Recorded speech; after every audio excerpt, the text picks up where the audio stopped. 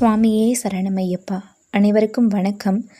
இந்த 2-3 நாட்களாக சமூக வலைதளங்களில் பேசு பொருளாக இருக்கக்கூடிய ஐயம் சாரி ஐயப்பா அப்படிங்கிற பாடலை குறித்து நம்ம இன்றைக்கி பேசலாம். முதல்ல மனிதம் அப்படின்னா என்னங்க? ஒருவருடைய மனதையும் உடலையும் புண்படுத்தாது நோகடிக்காது செய்யக்கூடிய செயல் தான் என்னை பொறுத்த வரைக்கும் நான் மனிதம்னு நினைக்கிறேன். ஒட்டு மொத்தமாக இந்துக்களுடைய இல்லை உண்மையான ஐயப்ப பக்தர்களுடைய மனதை காயப்படுத்தி புண்படுத்தி இப்படி ஒரு செயலை செஞ்சுருக்கிறது எந்த வகையில் மனிதம் அப்படிங்கிறது எனக்கு தெரியல. மனிதத்தை வளர்க்க போகிறேன் அப்படின்னு பேசுகிற நீங்கள் இதை செஞ்சுருக்கிறது இன்னும் இதை எப்படி எடுத்துக்கிறதுன்னு தெரியலை. யாராக இருந்தாலும் சரி, என்னுடைய மதம் பெரியது அல்லது என்னுடைய கொள்கை பெரியது அப்படின்னு எவ்வளவு வேணாலும் போராடலாம். ஆனால் இன்னொருவருடைய மதம் இழிவானது, இன்னொருவருடைய நம்பிக்கை மூட நம்பிக்கை அப்படின்னு சொல்லி அவங்களுடைய மனதை காயப்படுத்தி அதில் குளிர்காய யாருக்குமே உரிமை கிடையாது. சரிங்களா?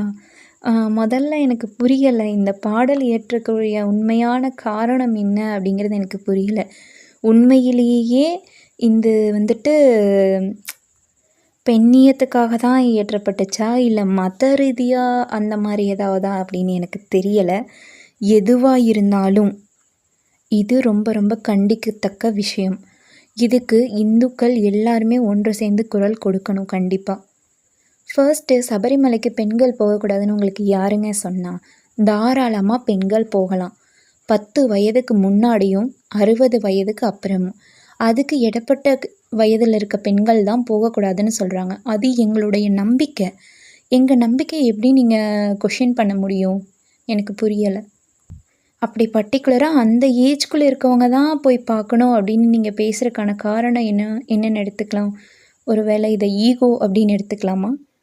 வாட் எவர் இட் இஸ், எதுவாக இருந்தாலும் ஓகே. அப்படி நீங்கள் போய் தான் ஆகணும் அப்படின்னா தாராளமாக போகலாம்.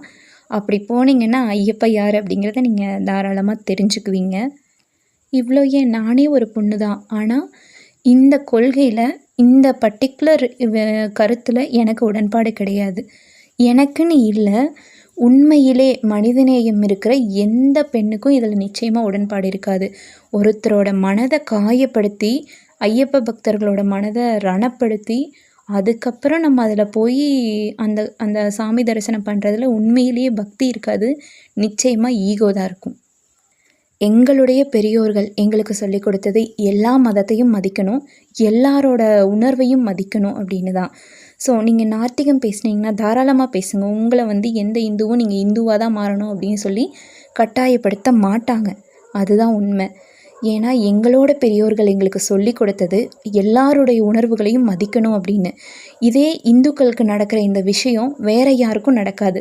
சாரி, எந்த சகோதர சகோதரிகளும் என்னை தப்பாக நினச்சிக்க வேணாம்.